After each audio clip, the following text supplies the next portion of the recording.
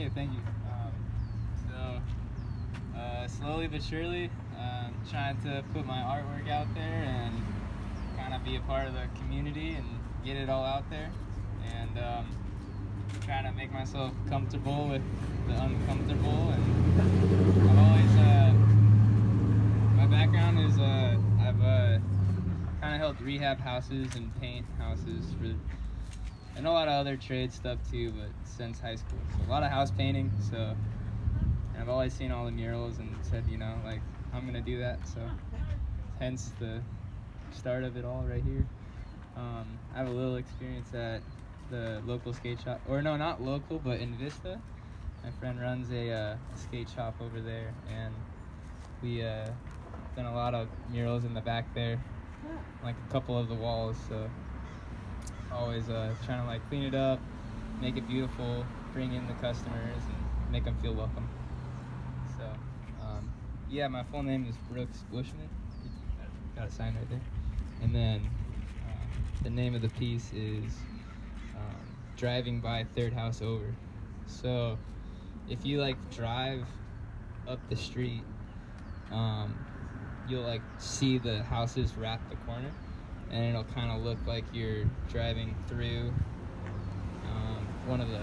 past one of the inlets on the Pacific Street. So it kind of gives you a little sense of like how I feel when I drive the coast.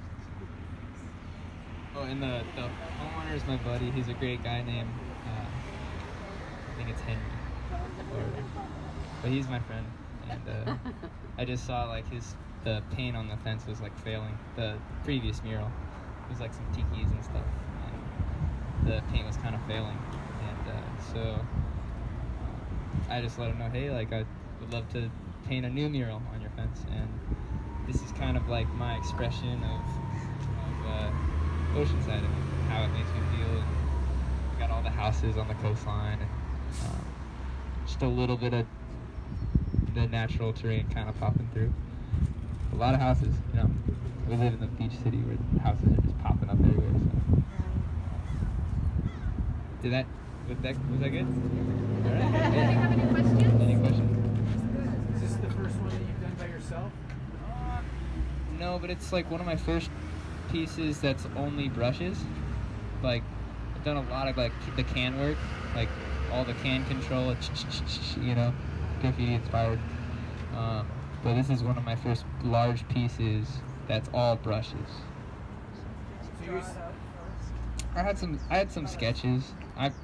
I winged it, but I had some sketches like the surfer and the surfer girl over there, and then the cars. I did like some cars sketches, some houses and trees and such. But it was pretty organic. Like I did basically the backdrop, the sky and then the horizon, and then from there it was kind of like I dropped all my sketches in. Any other questions? What kind of paint do you use? It's a mix of like water-based acrylic and house paint. Like if you're an artist, you go to the Home Depot and there's like the Oops paint. It's all like on sale.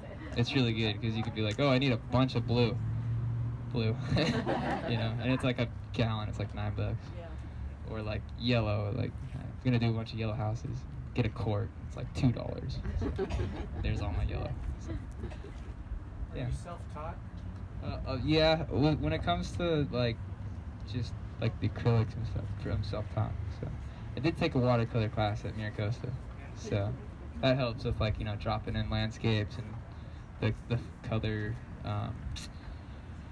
In watercolor, they call them like washes of color, where they'll do like a wet into wet. But acrylic's so much different. Like you know, you can cut the paint with water, but it's very like, I don't know, it's not as like malleable as watercolor.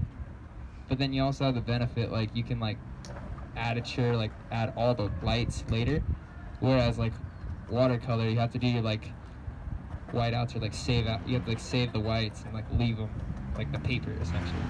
So it's like dealing with transparency versus opaque. So the opaque is like really fun for me to work with because paint it all dark and then I can go in and add lights and so yeah.